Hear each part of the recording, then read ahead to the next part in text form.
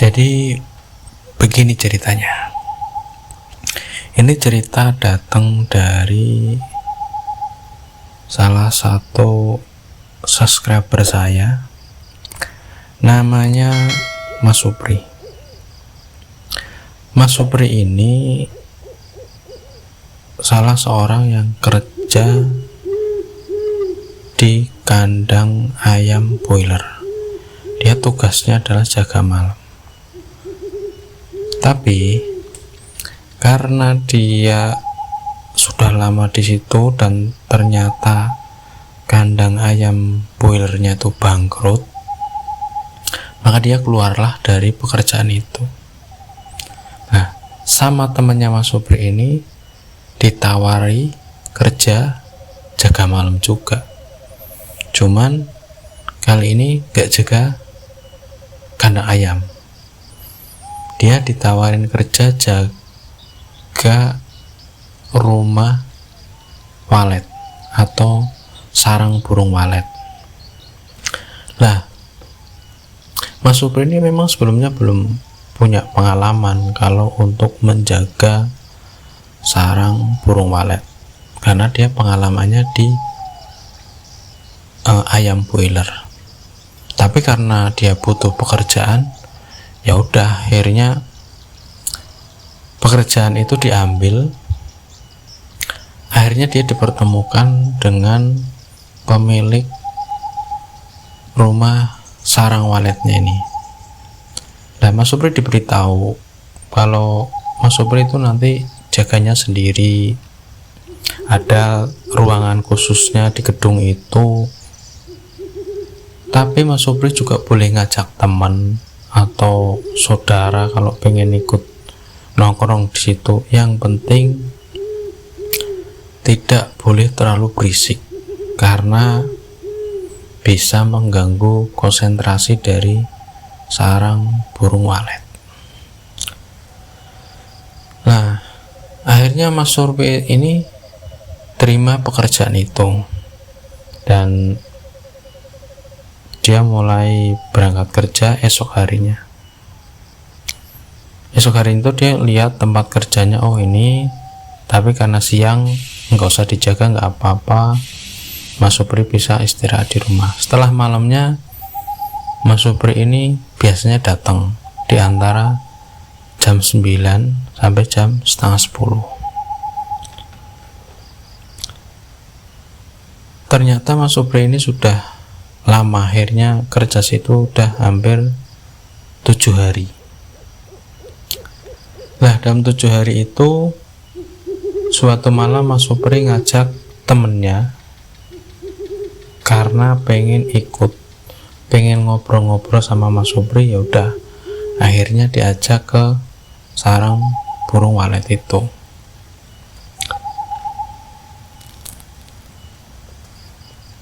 Lah, temannya ini akhirnya ngikut ke rumah sarang burung walet dan mereka ngobrol-ngobrol. Sekitar jam 10-an itu temannya Mas Supri bilang biar ngobrolnya enak mau bikin kopi. Ya udah Mas, bikin aja di sana di belakang. Mas Supri bilang seperti itu. Lah, tempat yang buat istirahat Mas Supri ataupun tempat nongkrongnya sama tempat yang buat bikin teh itu beda ruangan. Kalau yang buat bikin teh atau bikin kopi itu di luar. Kalau Mas Supri yang buat istirahat Mas Supri itu di dalam gedungnya itu. Lah, ketika bikin kopi, temannya Mas Supri itu kayak dilempar sesuatu dari atas gedung. Tadinya dia nggak mikir apa-apa, paling ini ada yang jatuh dari gedung itu mungkin, atau batu ataupun bekas cor-coran yang nggak kuat terus jatuh. Ternyata 3 kali dilempar seperti itu. Akhirnya dia ngeliat ke atas. Nah, temannya Mas Supri ini sangat-sangat kaget. ternyata pas ngelihat ke atas itu ada seorang perempuan, gak kelihatan mukanya, pakai baju warna merah darah gitu, sambil duduk ongkang-ongkang kaki. Jadi kakinya itu digerakkan itu di jendela paling atas. Kaget dong temannya Mas Supri.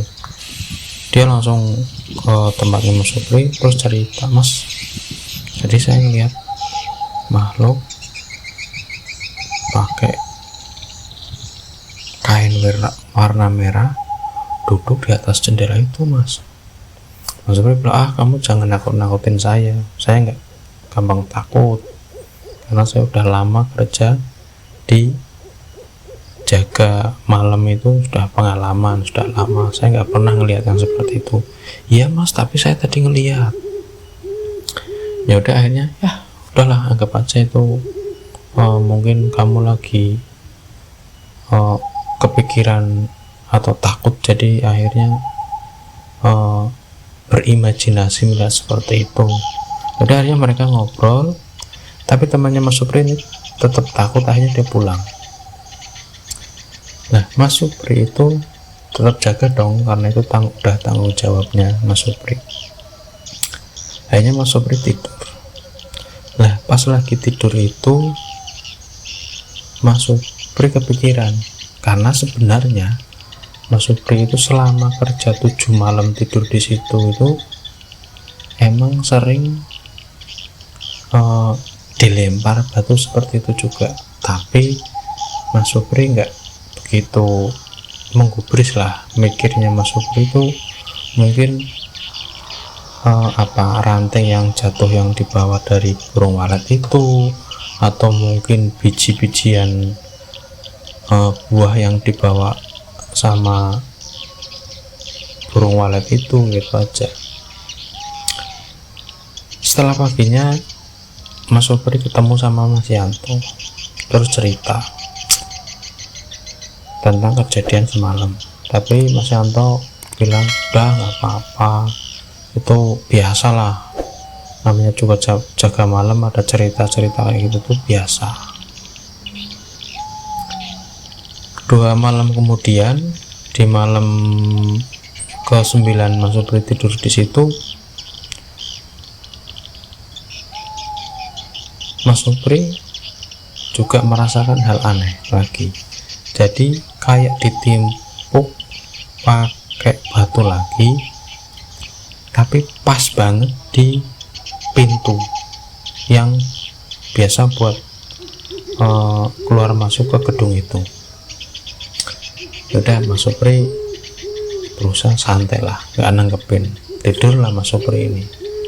Nah, Mas Supri ini pas lagi tidur, dia juga belum tidur, cuman merem aja, belum terlelap gitu. Dia merasakan ada seperti kain yang menutupi kakinya, padahal dia tidur panas gitu, nggak pakai celana panjang, tapi kok ada kain. Dia juga nggak pakai sarung gitu loh. Ketika Mas Supri ini membuka matanya, dia ngelihat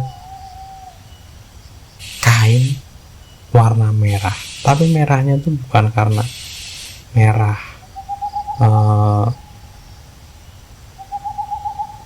dasar kainnya tuh enggak. Jadi merahnya itu sebenarnya putih, tapi karena terkena darah warnanya itu jadi merah. Kaget dong Mas Supri, ini kain apa? Dan pas lihat Mas Supri ngelihat ke atas itu, di antara tangga-tangga yang buat naik ke gedung paling atas itu, Mas Supri ngelihat ke atas, ternyata kainnya itu ke atas, nyampe di atas. Dan kagetnya lagi, Mas Supri itu melihat sosok yang diceritakan oleh temannya Mas Supri. Mas Supri kaget dong, takut nih Mas Supri. Mas Supri langsung keluar, dia duduk di luar, lalu dia telepon sama Mas Yanto. Waktu itu sekitar hampir jam 1:30 malam. Mas Yanto itu juga kerjanya sama, jaga sarang burung walet juga gitu loh. Akhirnya Mas Yanto tuh datang, karena begitu jauh sekitar 10 menitan itu udah datang nyampe situ. Mas Supri cerita loh, kalau dia melihat sosok baju merah atau baju putih yang udah kelumuran darah itu dan sangat panjang, dan ada sosok perempuan yang ada di atas gedung itu. Akhirnya Mas Yanto cerita bahwa emang kadang ada pemilik sarang burung walet yang menanam atau menaruh makhluk gaib di kandang sarang burung waletnya. Gunanya ya untuk melindungi sarang burung walet itu dari maling gitu loh. Jadi kalau ada maling itu sudah auranya sudah jelek dulu, takut, gak nyaman, jadi nggak berani untuk maling di situ. Akhirnya Mas Yanto ngomong sama Mas Supri, ya udahlah Mas, dijalani aja, nggak usah takut. Emang ada seperti itu, tapi nggak semua sarang burung walet itu ada seperti itu. Itu emang kadang pilihan dari orang-orang yang punya sarang burung waletnya tuh mau ditaruhnya seperti apa. Dan Mas Yanto sendiri juga sebenarnya banyak pengalaman seperti itu, tapi karena Mas Yanto ini sudah pengalaman jaga sarang burung walet, jadi udah nggak memikirkan hal-hal yang seperti itu, biarlah itu menjadi cerita saja gitu loh. Akhirnya Mas Supri juga bingung, dilema lah, mau mengambil pekerjaan ini apa enggak, karena atau melanjutkan pekerjaan menjaga sarang burung walet itu apa enggak, karena buat Mas Supri ini hal yang sangat baru. Dia baru pertama kali melihat makhluk seperti itu selama dia bekerja jaga malam. Hari berikutnya Mas Supri nggak berangkat, tapi dia nyamperin ke tempatnya Mas Yanto kerja. Dia menyampaikan kalau dia nggak bisa ngelanjutin kerja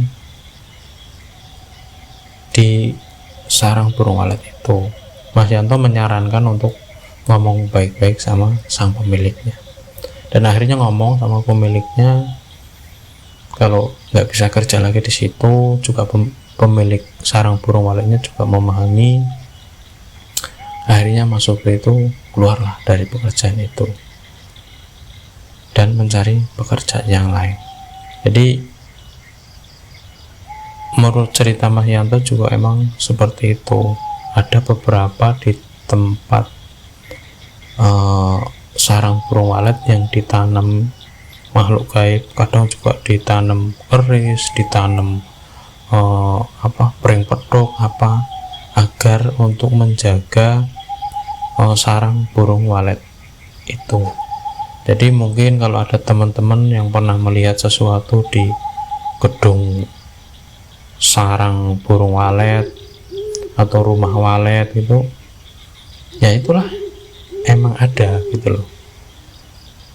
Jadi nggak heran lah buat Mas Yanto, itu nggak heran kalau mungkin salah satu orang atau teman-teman mungkin yang mendengarkan cerita ini pernah punya pengalaman seperti itu, karena itu memang ada dan memang dibikin ada sama sang pemilik sarang burung walet.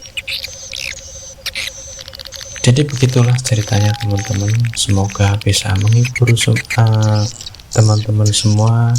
Terima kasih yang sudah mendengarkan cerita saya. Yang sudah subscribe, terima kasih. Yang belum subscribe bisa di-subscribe agar lebih semangat lagi dalam membuat cerita-cerita dan kisah-kisah nyata yang ada di sekitar saya. Terima kasih teman-teman. Assalamualaikum warahmatullahi wabarakatuh. Dadah.